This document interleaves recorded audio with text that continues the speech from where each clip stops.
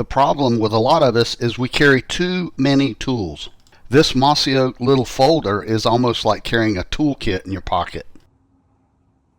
So most knives are really big and bulky in your pocket. Well, everyone says this one is the perfect size.